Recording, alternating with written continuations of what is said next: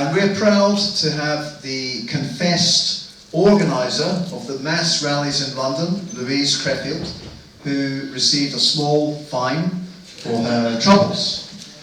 Now, before the speeches, I'd like to thank Roger Comerford, who showed tremendous resolve in keeping this show on the road.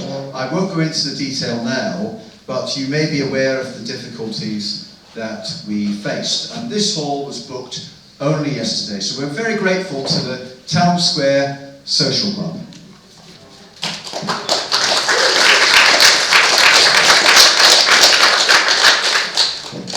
And I think we've still got a cortege of people making their way up from a previous venue, so hopefully they'll be here very soon.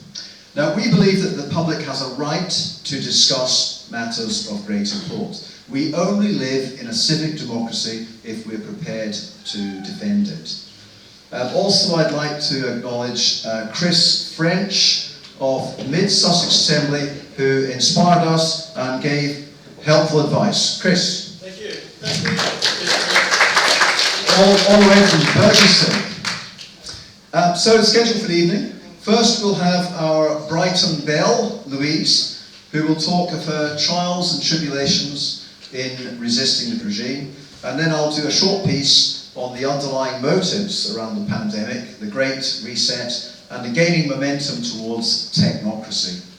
We'll have plenty of time for questions at the end.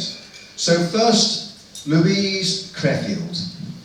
Enemy of the state, but not a bad lass really. Please give her a warm welcome.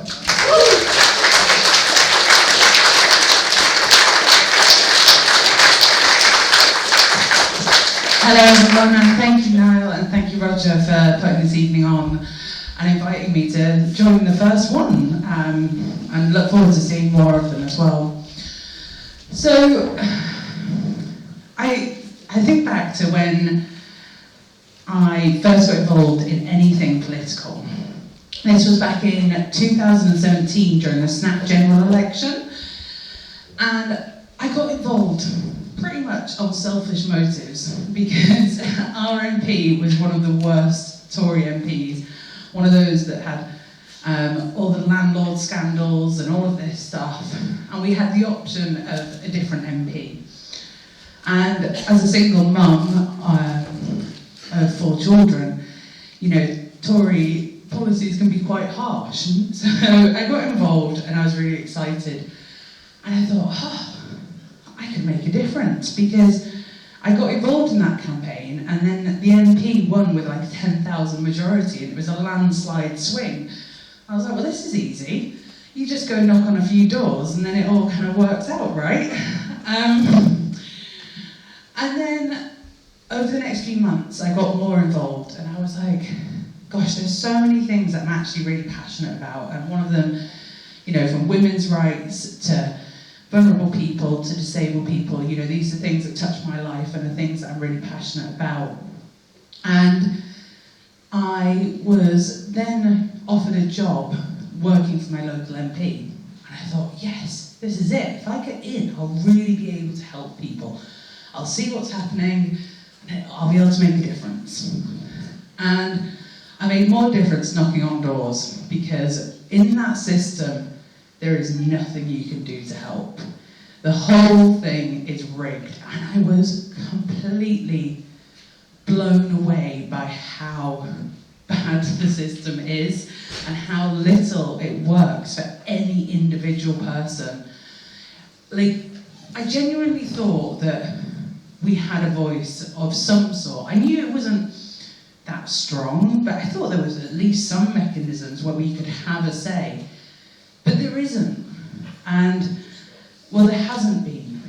And also people weren't really putting enough effort in. One of the things that I dealt with during my time there was active campaign groups. Pardon me. And watching these campaigns coming in, they were very flash in the pan. You'd sometimes get quite a lot of noise, and it would last a week, 2 weeks, and that was it. And then they'd go away. And then maybe 6 months later they might make another little bit of noise, but then they'd go away again. And I was like, well, they're very easy to ignore. They made it very easy to ignore them, and that's what the MPs did. So I worked there for 2 years, and I gained a lot of insight. And when I left, I was completely disillusioned with the system. It was broken, I didn't trust any of it. I didn't feel like I felt hopeless. I felt hopeless. And then I left in November 2019, and obviously then 2020 hit.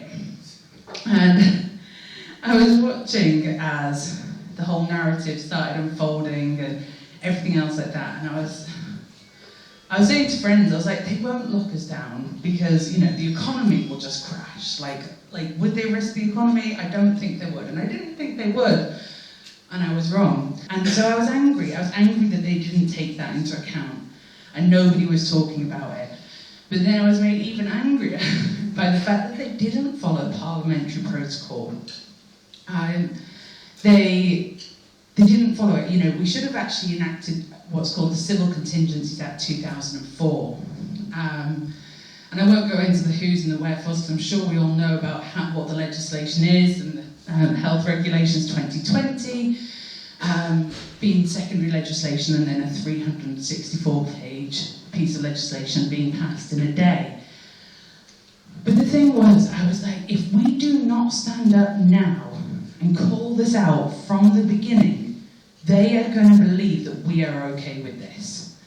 And I didn't want to give them a moment of saying that this was okay. I stayed quiet for the first 3 weeks, because obviously it was 3 weeks to flatten the curve, and I thought, well, we'll see. Because they'd let us all out after 3 weeks. Would it have been ideal? No.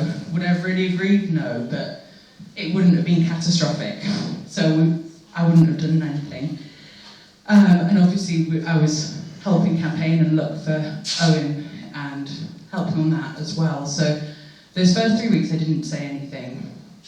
But then the day they extended lockdown, I was like, no, this is just going to go on and on and on and on. But having watched other campaign groups and their problems, I knew that we needed to start gathering then. It wasn't any good waiting. We had to call it out early, we had to call it out fast, and we had to start gathering.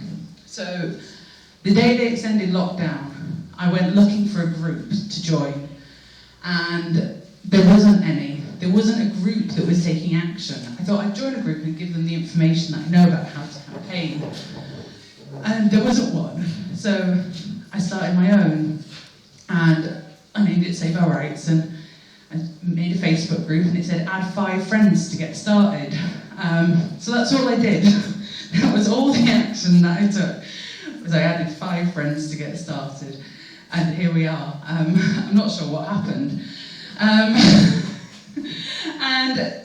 And then I arranged the first protest for the 20th of April.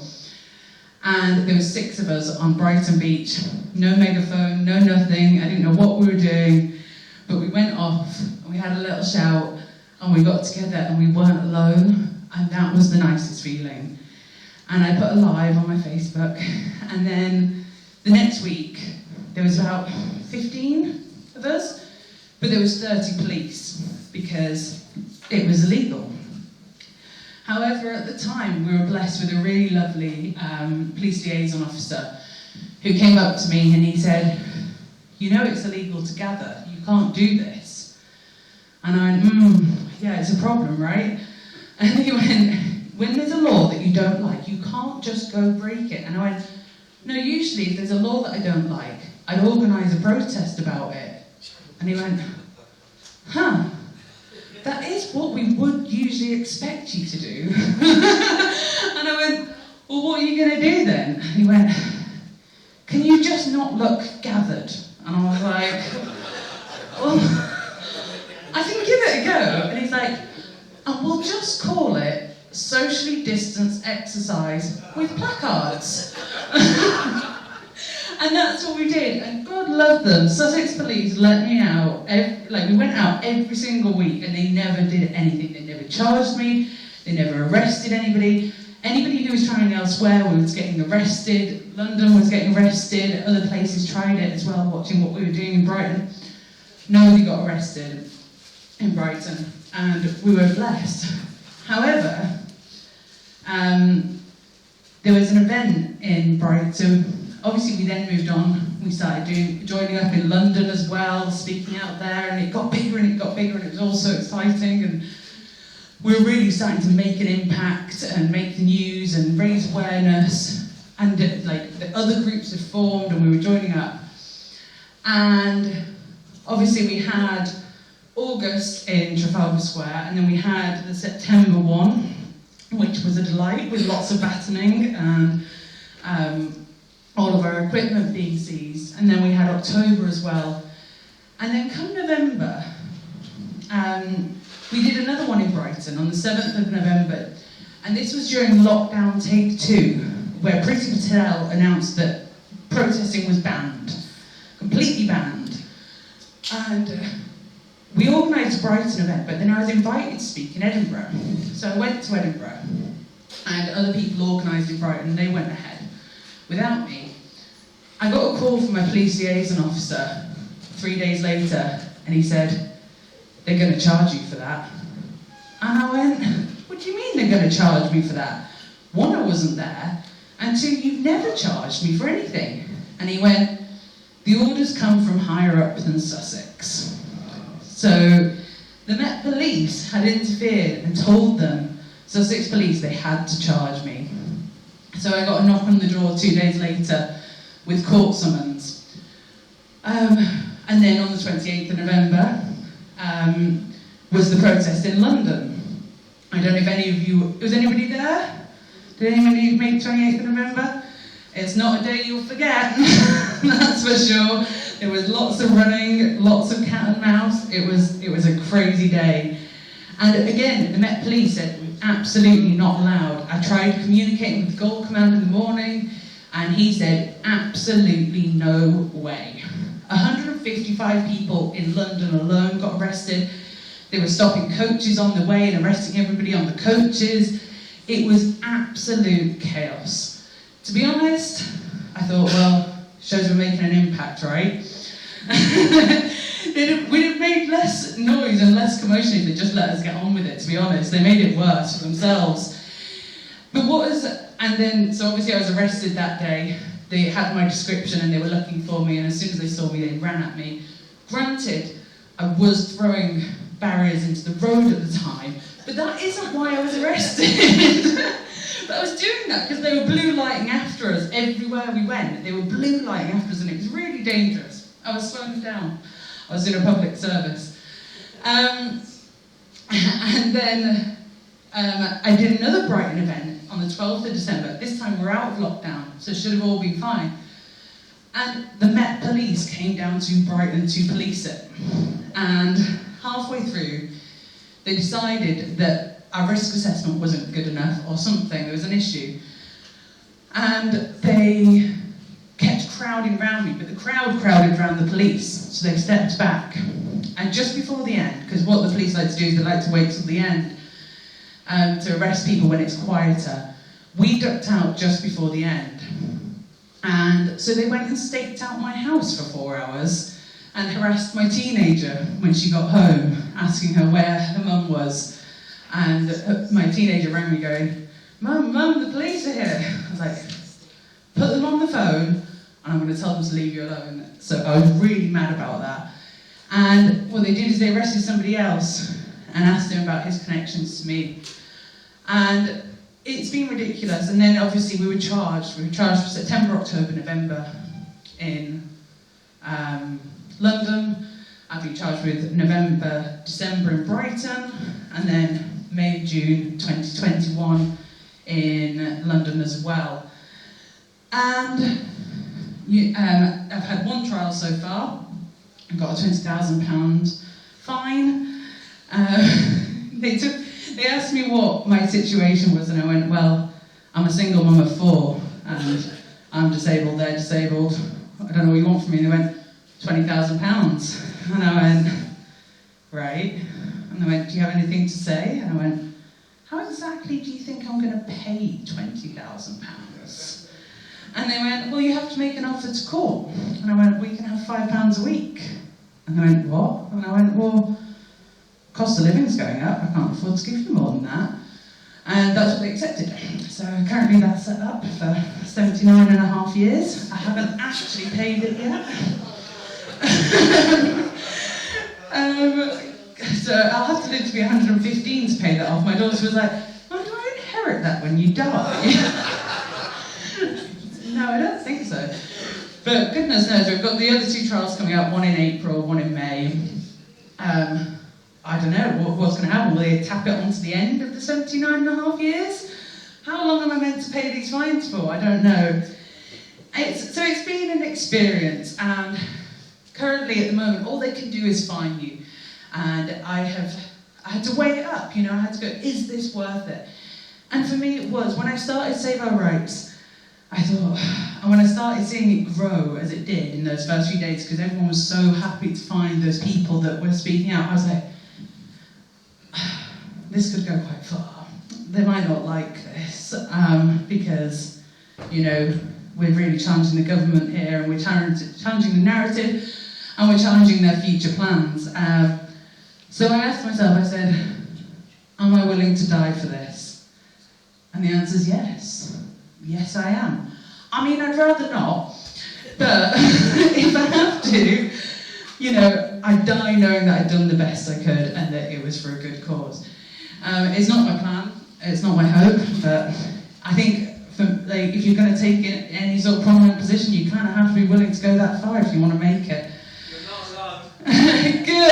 Good, I'm glad. And that's the amazing thing, and that is been the best thing, one of my favourite things about this, is I have just been blessed with meeting so many amazing people. And amazing people from walks of life that I never thought I would get on with. I came from a Labour background, I came from quite a left place, and I've dealt with more Tory MPs who are saying the right things than I have Labour MPs. It's been very distressing, I've had to get over it. I've now given up on all left and right because it's all just bollocks.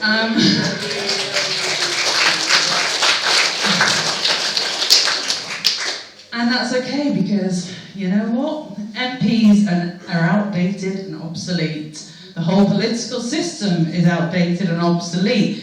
And ultimately, until we get rid of it, we're not going to be able to protect our rights and freedoms to the full. The whole system was set up by rich and powerful people to keep rich and powerful people rich and powerful. It was never ever set up for me and you. They gave the women the vote, much to their disgust, at the same time as they declared that women ought to really go out to work as well, so that they actually couldn't get together and actually do any sort of campaigning or have any sort of say. It's all been very cleverly done. Whenever they've given a bit, they've taken something away as well. And so, it's been an amazing experience, and I've been blessed, like I say, to work with amazing people, spend time with amazing people, hug so many amazing people. I get so many hugs these days, it's great. And I've hugged more people during lockdown than I've ever done in the year before. But now, what mattered to me and to Save Our Rights was our human rights. That is the foundation. Our human rights are ours. Nobody owns them, nobody gives them to us. They are ours. However, any sort of governance or people in power ought to be protecting people's human rights. I try and protect other people's human rights by not going out and murdering people. We don't infringe on other people's human rights on an individual basis. That's what we need to do. And if you're in charge of vulnerable people, you put actions in to protect their human rights. That's how it's meant to be. And the government is in a position of power, and they trampled on our human rights. They are meant to protect them. That is their job, which is why they have laws and legislation. that protect them. They protect us from torture, murder, theft, and all of those things. And that's right and just. But for them to act like they have control over our human rights, that's never okay. And they said, oh, we're protecting the right to life. So they didn't protect the right to life. And there was other ways, vulnerable people, yes, so protect them, take home food deliveries to them, help them to shield if they really wanted to. But again, they should have had the choice too, because there was plenty of elderly people who never wanted to shield. They wanted to spend what they knew were going to be their last years with their family and friends. They didn't want to be locked in a room on their own. They would have rather seen their family than to be isolated away from everyone. So for us, we are focused on human rights, and what we're seeing now, we did a phenomenal job. I'm so proud of the movement in the UK that got up and stood up and said no from really early on. We just said no. We said no, and that was the amazing thing. You got to call this sort of bullshit out from day one, and that is what we did. And it just blew me away how many people were willing to do that and lead by example. And that's the thing, we've empowered each other, we've enabled each other, we've encouraged each other. Nobody was doing this alone. And that is where the strength comes. And we have been relentless in our campaigning. We have been out month after month after month after month. And that is the way you make a difference. The Iraq, people go, protests don't work. The Iraq war was the biggest protest and it didn't do anything. Yeah, because they did one protest and all went home. I didn't mention it again, and that wasn't enough. Whereas we have been out and out and out, and it does make a difference. And we've been spared a lot of the worst. And now, however, we're still in a minority at this point. However, what they believe is that that means that not enough people care about their human rights. However, I think they're going to be mistaken. So it was a pretty emotive topic. It was hard to find a middle ground. It's where's the middle ground on that? It's not easy to find. And it meant that everyone was very emotional and you were either one side or the other. However, obviously what we're seeing now is the move into other areas. The policing bill affecting our right to protest, the Human Rights Act reform affecting our human rights, the Online Harms Bill affecting our free speech, at the same time as they're making political choices to plunge us all into poverty. So, but they think that we're done, because actually they think we'll go away quietly, so they're mistaken there. And two, they think that nobody else will care. And again, I believe they're mistaken, because we did a couple of protests recently around the Human Rights Act reform, and I had a megaphone and I was near the front of both of them, one in London, one in Brighton, and I was talking about the Human Rights Act reform, and people were actively coming up and asking for leaflets. People were like, oh, wait a minute, they're doing what now? They're going to take away the whole Human Rights Act? Yes, the whole thing. Not just one bit, not just two bits, the whole Human Rights Act they want to get rid of. And my stance is always, some people argue that a Human Rights Act reform is necessary because it's not good enough. There might well be an argument for reform. I'd argue there's more argument for strengthening its provisions and actually enacting what we've got. But even if you believe in a reform, why would you believe in a reform done by this government after what it's just done to us? And, I wouldn't trust Boris to look after my hamster while I went on holiday, let alone look after my human rights. It's just, he's not competent, he's not capable, and he's not trustworthy. So he, as far as I'm concerned, should never lead the way on reforming the Human Rights Act. But people were interested, and our people are still interested. They haven't gone, oh, we won, it's over, and skipped back to their lives. They're going, no, we know your game, we know more's coming, and that, I'm so grateful for that. because there is lots more to do.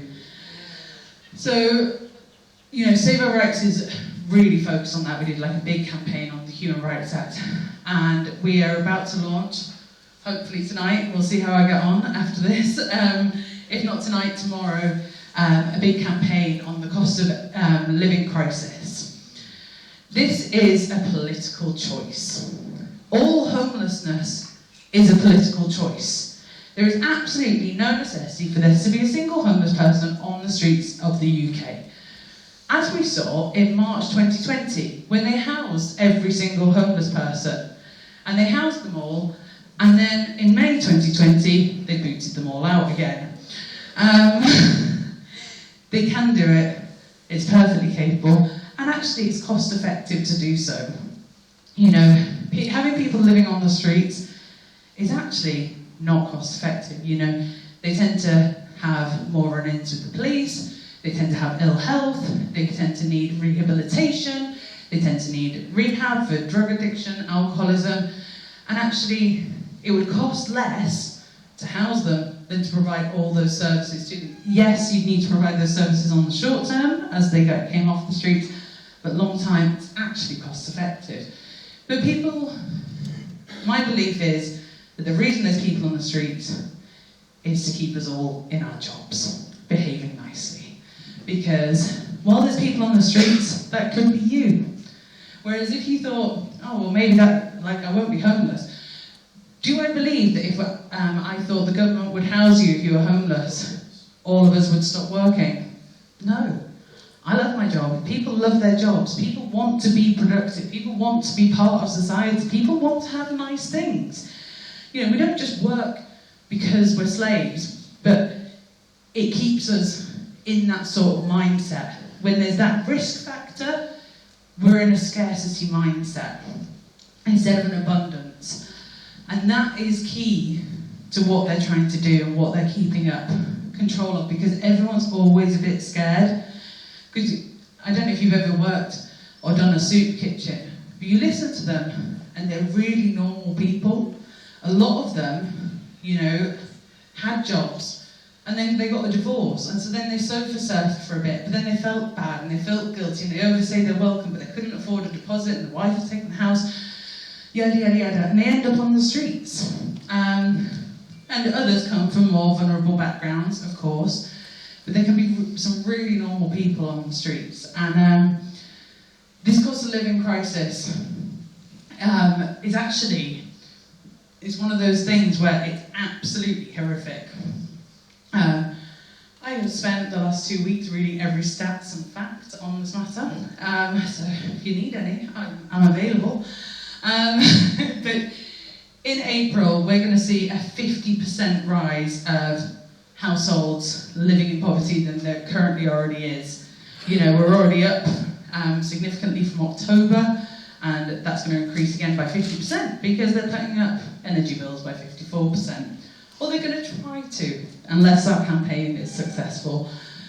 But this is the thing, it's going to be a really interesting one because we're going to reach a lot of people that wouldn't usually want to talk to us. But I am seeing it in every group. I don't know about you, but everywhere you go, everybody's talking about it because it hurts. It hurts and it's personal. And we're currently seeing the government yesterday not even getting rid of VAT. Getting rid of VAT wouldn't help anybody in the slightest, but it would have been a nice gesture. But they wouldn't even do that. So we're going to launch a campaign on that. But ultimately, it all has to go. That's the ultimate aim, isn't it? Because this system is a broken system, and you can't fix it because it's intertwined with lots of other broken systems, like taxation, banking, business, health, education, the whole lot. And you can't just change one cog. Change one cog and nothing will work.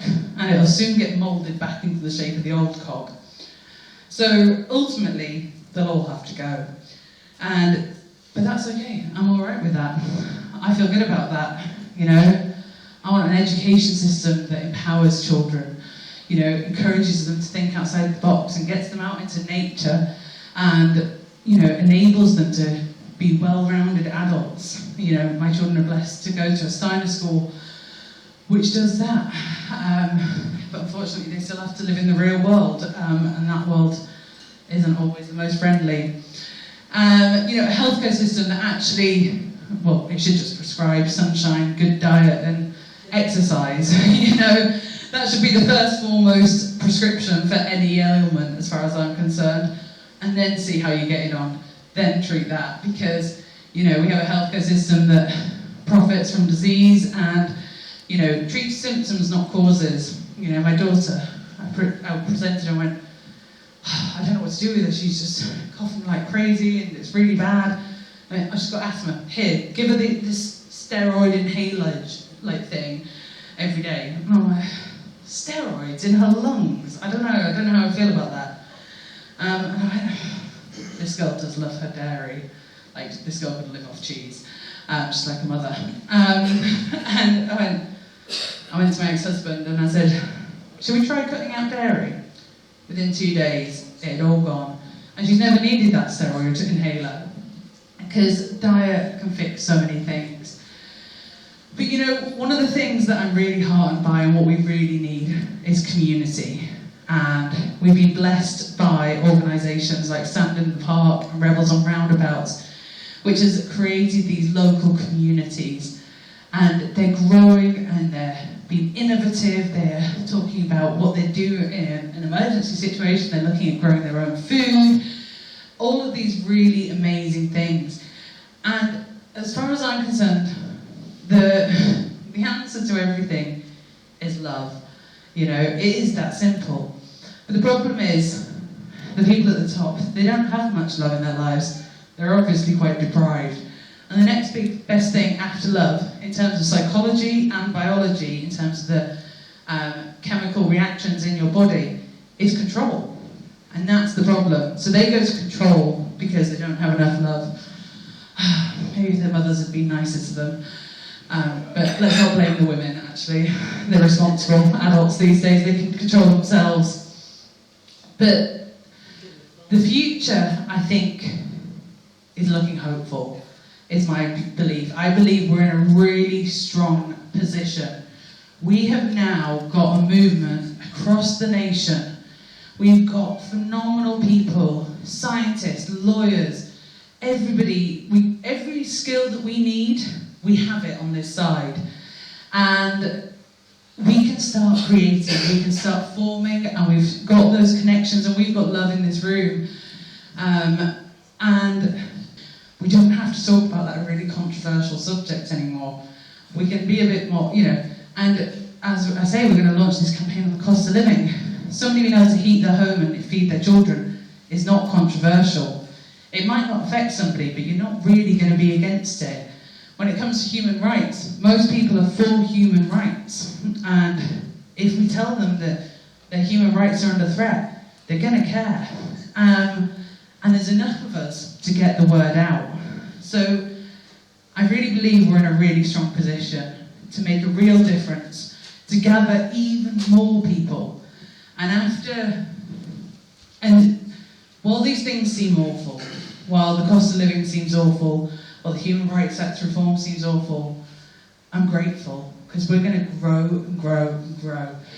And then, once we've grown up some more, we're going to be in an even stronger position where we can really do something about it.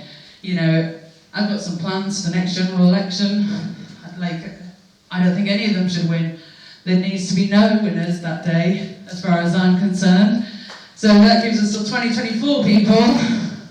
So that's the plan. We're going to make some real gains this year, and we're going to really keep growing, you know, and these communities are just wonderful, and I'm so grateful because, yeah, there's just so much love, and it's the solution to everything. It sounds hippie, but it is. And I put up a post today on my personal Facebook. It's public though, so you can see. Because I keep seeing these memes going around, going, oh, it's 2024 and XYZ's happening, or it's 2030 and XYZ's happening, and XYZ is always something out of a George Orwell novel, and something really depressing and dark and miserable. And so I put up one today, said, 2030, and life is wonderful. Yeah.